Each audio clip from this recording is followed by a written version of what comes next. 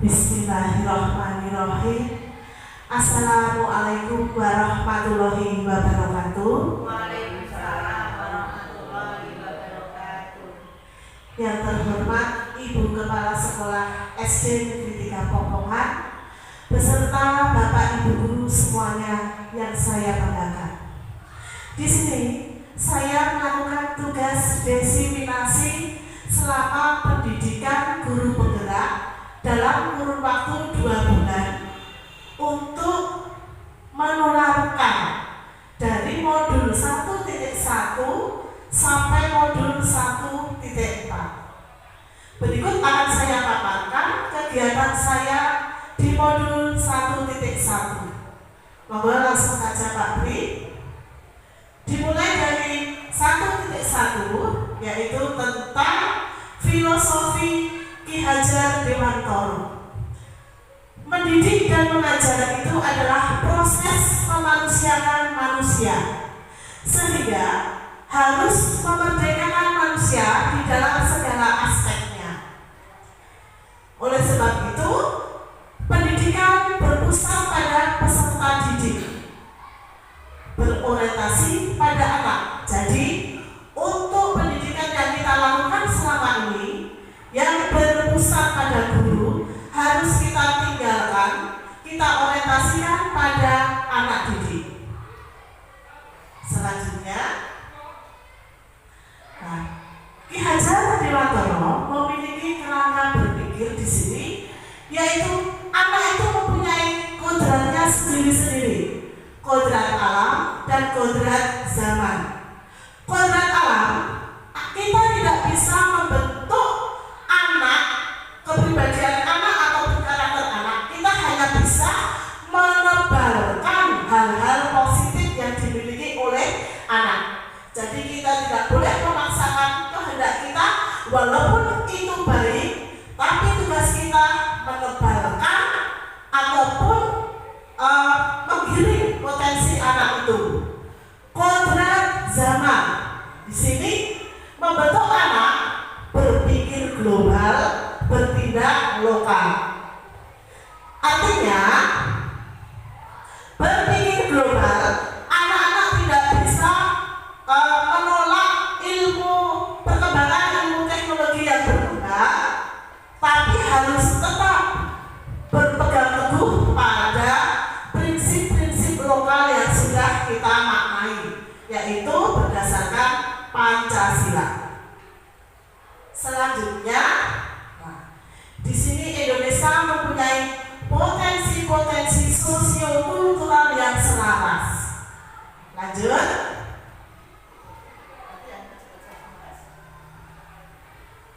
Dari saya kemarin mengangkat kekuatan konteks sosio-kultural di daerah sekitar kita, saya akan ini.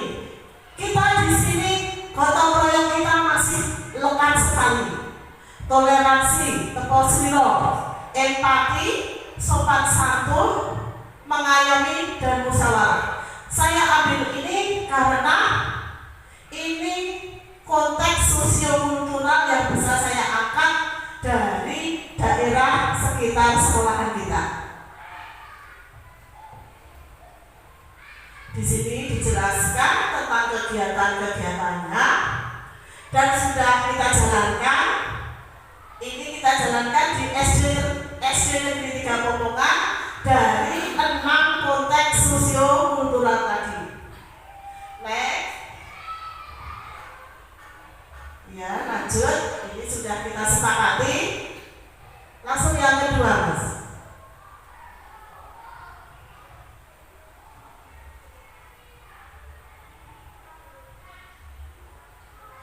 Di modul 1.2 ini tentang nilai dan peran guru penggerak. Ke slide berikutnya. Langsung saja Mas ke slide berikutnya. Ini, saya ingin memahamkan tujuan utama seorang guru penggerak. Guru penggerak itu sebagai pemimpin pembelajaran yang mendorong tumbuh kembang murid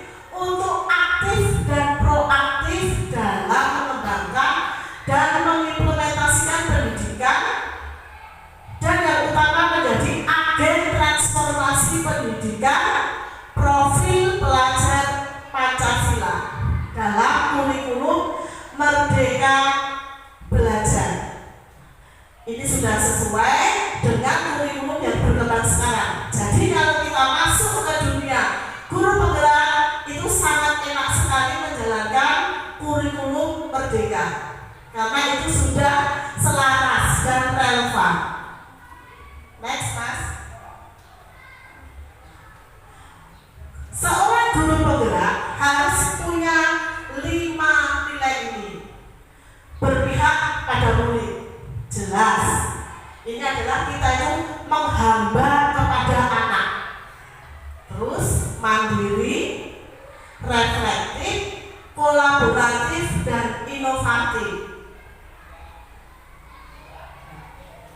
Peran guru penggerak ini bisa menjadi pemimpin pembelajaran, menggerakkan komunitas praktisi.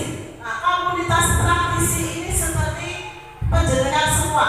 Penjenengan semua adalah komunitas praktisi di bidang pendidikan, mewujudkan kepemimpinan murid, berkolaborasi dengan teman sejawat, dan menjadi coach. Nah, bisa menjadi pelatih ataupun teladan bagi guru yang lain. Ini sudah, Mas. Kita ke yang saya, Mas. Saya kemarin dari 5 nilai guru penggerak, saya mendapat poin paling banyak di sebagai guru inovatif.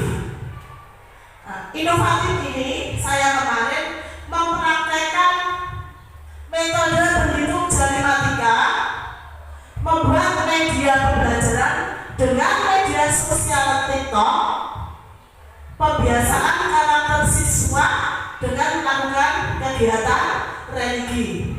Di sini dokumentasinya. Untuk tugas-tugas saya ini sudah saya upload di platform Merdeka Mengajar dan sudah ada link YouTube-nya. Next, Mas. Ya, itu lempar. Di sini ya.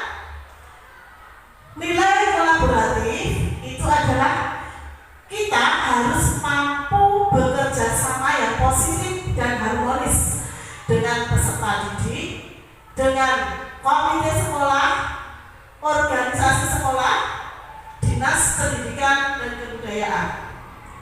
Untuk inovatif, guru mampu memunculkan gagasan-gagasan baru. Di tengah perkembangan zaman yang semakin maju, karena masalah yang muncul sangat bervariasi, maka kita ditempa harus menjadi guru yang inovatif. Inovatif itu tidak harus dalam IT, yaitu yang utama IT, tapi selain itu kita bisa berinovasi di dalam hal lain. Nah, kita tidak terbataskan oleh ruang dan waktu. Kita bebas mengeksplor kemampuan kita sebagai seorang pendidik yang dengan penuh sukacita menghambakan diri kepada peserta didik. Lanjut, Mas. Peran guru penggerak bisa menjadi coach bagi guru lain. Nah, coach di sini misalkan apa yang saya dapatkan ilmu dari pendidikan guru penggerak ini, saya bisa mendestinasikan kepada rekan-rekan guru yang lain, semoga membawa manfaat. Ini lewat saja, Mas. Next.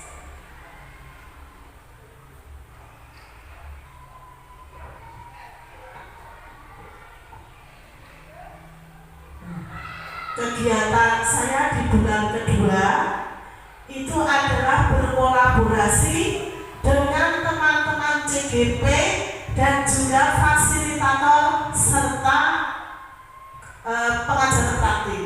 Di sini kami merumuskan visi guru penggerak. Ini nanti akan kita bahas untuk diskusi. Visi saya, Mas Beri. Saya mengambil visi untuk sekolah ini hanya sebagai sampel ya, Bu Kepala.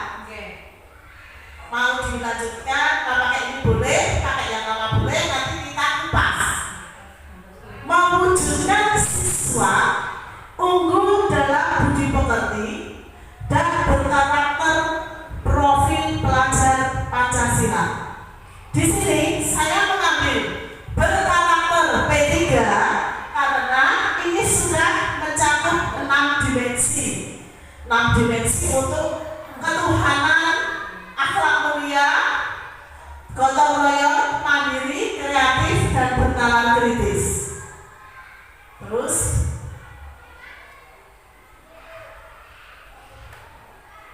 nah, di sini sebelum saya merumuskan visi tadi, saya sudah mempunyai prakarsa perubahan. Prakarsa perubahan ini disingkat nanti ada BAKJA. Slide bawahnya. Di kanvas BAKJA ini kita akan merumuskan BAKJA. B-nya itu buat pertanyaan utama, mewujudkan peserta didik berprofil pelajar Pancasila. Ini saya punya pertanyaan, bagaimana mewujudkan peserta didik berprofil pelajar Pancasila? Dari pertanyaan ini harus disertai tindakan yang mendukung untuk menjawab pertanyaan saya tadi. Saya berusaha mencari tindakan untuk penyelesaian ini dengan satu, mencari informasi tentang peserta didik berprofil Pancasila. Yang kedua, berkonsultasi dengan kepala sekolah dan rekan sejawat. Selanjutnya, mensosialisasikan profil pelajar Pancasila. Kanvas berikutnya Mas, yang A. Tadi B itu buat, sekarang namanya ambil pelajaran. Dari visi yang sudah saya cetuskan tadi, ada pelajaran di sini, yaitu kegiatan apa yang paling menarik dan mudah untuk mensosialisasikan profil pelajar Pancasila. Kedua, situasi bagaimana yang dapat mencerminkan P3 di sekolah. Ketiga, keterampilan apa yang sudah saya kuasai dan mewujudkan peserta didik yang berprofil pelajar Pancasila. Di sini saya mengawali kegiatan ini dengan untuk mensosialisasikan profil pelajar Pancasila dalam kegiatan pertemuan komite wali murid beserta warga sekolah. Situasi yang mendukung untuk menerapkan P3 ini, peserta didik mengeksplor karakter peserta didik, yaitu saling membantu, gotong royong, tepuk seliro dan sebagainya yang sudah saya angkat di modul 1.2. Keterampilan yang harus dikuasai oleh guru dan murid, yaitu tentunya 6 keterampilan dalam profil pelajar Pancasila. Next Mas. BAKJA, G-nya gali mimpi. Di gali mimpi, saya memimpikan apa saja kebiasaan baru yang muncul setelah adanya sosialisasi penerapan pelajar Pancasila, dan bagaimana cara membudayakan penerapan P3 di lingkungan kami. Untuk kebiasaan yang muncul peserta didik itu, setiap hari kita sudah melakukan pembiasaan yang positif. Terima kasih Bu Kepala, kita sudah melaksanakan semua kebiasaan ini sehingga anak-anak mempunyai karakter. Dengan pembiasaan dan motivasi kepada warga sekolah, kita bisa konsisten dalam menerapkan kebiasaan-kebiasaan positif tadi dalam kehidupan sehari-hari. BAKJA. Sekarang yang C. Setelah kita gali, kita jabarkan. Penjabarannya, latar belakang untuk mewujudkan peserta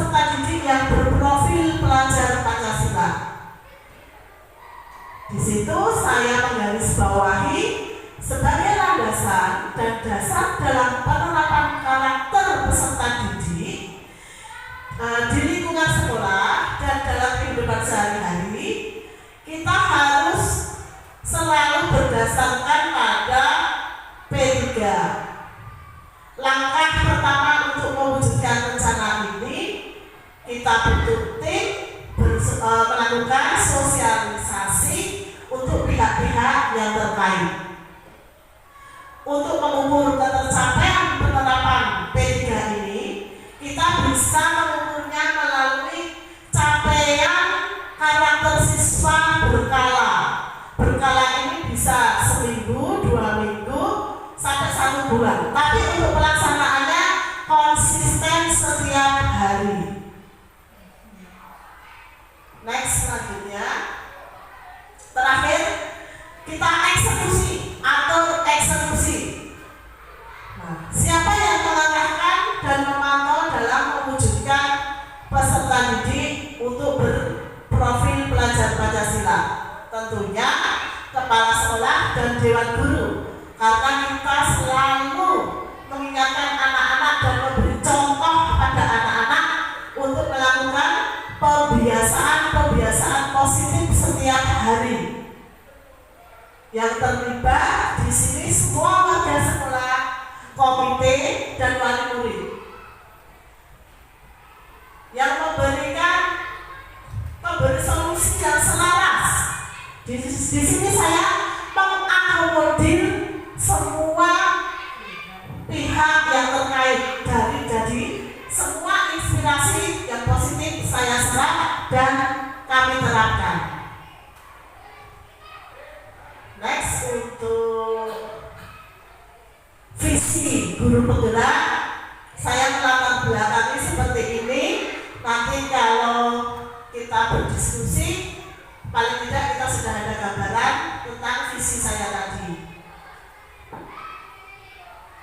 Sekarang memasuki kesimpulan dari semua kegiatan yang terakhir.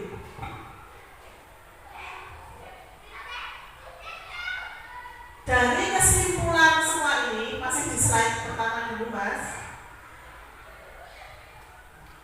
Dari modul 1.1.1, 1.2, 1.3, kita ambil kesimpulannya, kita resum menjadi satu, yaitu menjadi keseluruhan budaya positif. Next, dari budaya positif tadi yang melatar belakangi di sini, banyaknya murid yang menunjukkan penurunan karakter positif. Di antaranya sering datang terlambat ke sekolah, berkelahi, dan berperilaku tidak sopan. Hal ini yang menjadi latar belakang saya mengangkat budaya positif. Next, dari latar belakang tadi, saya mempunyai tujuan untuk membuka motivasi intrinsik dalam diri murid, sehingga mereka akan tumbuh menjadi manusia yang berbudi pekerti luhur dan berakhlak mulia. Rancangan tindakan aksi nyata ini saya mengedepankan 4 tolok ukur. Yang pertama, murid menerapkan budaya 5S di sekolah. Yang kedua, murid datang tepat waktu di sekolah. Yang ketiga, murid mematuhi tata tertib dan peraturan yang berlaku di sekolah. Yang keempat, murid memiliki motivasi belajar dan semangat saat mengikuti kegiatan pembelajaran di kelas.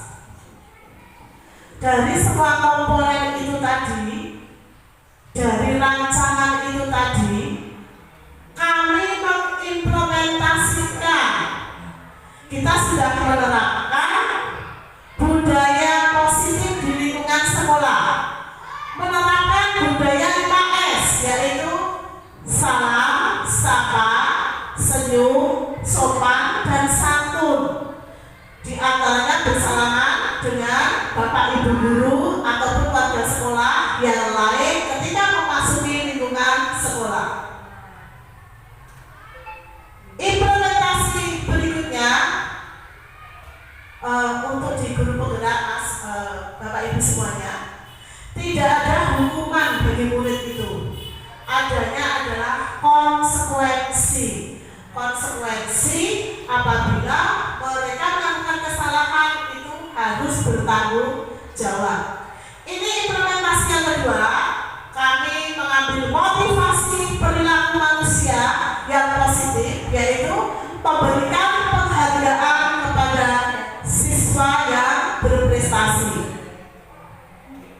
Selanjutnya, ini adalah contoh anak yang melanggar tata tertib di kelas. Nah, setiap ada pelanggaran, kami sudah membuat keyakinan kelas, tidak ada hukuman, adanya konsekuensi bagi yang melanggar tata tertib sekolah supaya mereka besok lebih bertanggung jawab lagi dan tetap semangat. Jadi jangan sampai kita memberi hukuman ke anak karena itu akan mematikan karakter anak. Walaupun bagaimanapun kita itu di sini menghamba kepada anak dan berpihak pada murid. Kuncinya hanya satu, cinta. Kalau sudah cinta, apapun pasti akan terbentuk dengan cinta juga. Next. Setiap ada pelanggaran ataupun permasalahan, di sini kita selaku Bapak Ibu guru menjadi posisi kontrol restitusi. Posisi kontrol itu di paling atas, kita di sini sebagai manajer. Untuk menerapkan peran kontrol sebagai manajer, itu kita harus bisa menyelesaikan permasalahan murid di lingkungan kelas dan sekolah. Nah, kita akan mempelajari nanti pertama itu kalau ada anak yang berkelahi ataupun bertindak yang tidak baik, kita yang pertama tidak langsung menjudge atau memvonis ya. Kita langkah pertama itu menstabilkan identitas. Menstabilkan identitas itu bisa kita awali dengan bertanya, kenapa bisa begini, kenapa bisa begitu, dan supaya anak tidak takut mengungkapkan apa yang sudah terjadi. Setelah stabil, kita validasi tindakan yang salah.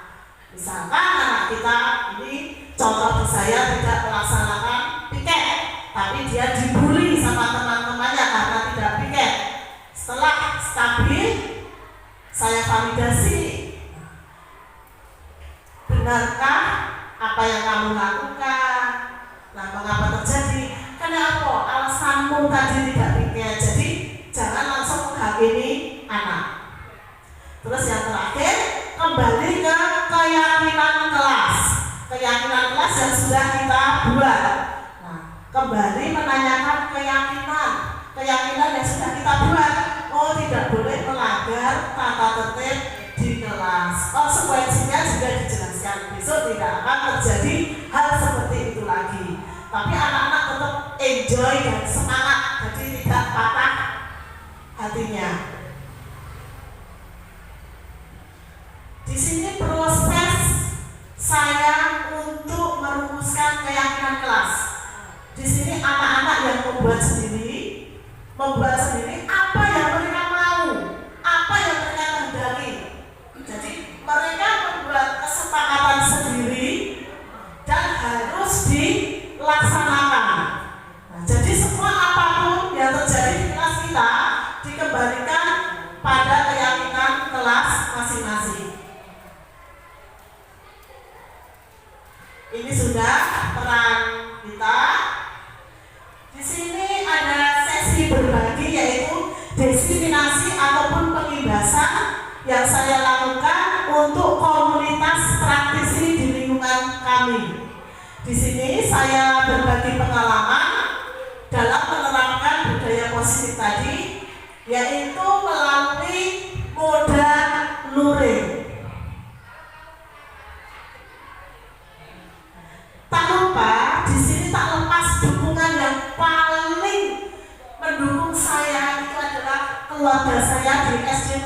Muhammadiyah Popongan. Semua yang di sini adalah saudara-saudara saya untuk bisa bersama-sama maju mewujudkan impian-impian dari profil pelajar Pancasila tadi, yaitu dukungan yang sangat-sangat luar biasa dari Ibu Kepala Sekolah dan Bapak Ibu Guru, rekan-rekan semuanya. Tanpa penjelasan semua, saya di sini bukan apa-apa. Dari paparan saya ini, saya menghimbau untuk rekan-rekan guru tetap semangat untuk menghantarkan peserta didik dalam pendidikan yang berkarakter profil pelajar Pancasila. Untuk anak yang tidak maju atau tidak pintar, tidak pandai, semua anak unik, harus kita kenali potensinya. Semua itu luar biasa, tidak ada yang kurang. Terima kasih untuk waktunya. Dari saya, diseminasi kegiatan budaya positif saya cukupkan. Terima kasih. Akhirul kalam. Wassalamualaikum warahmatullahi wabarakatuh.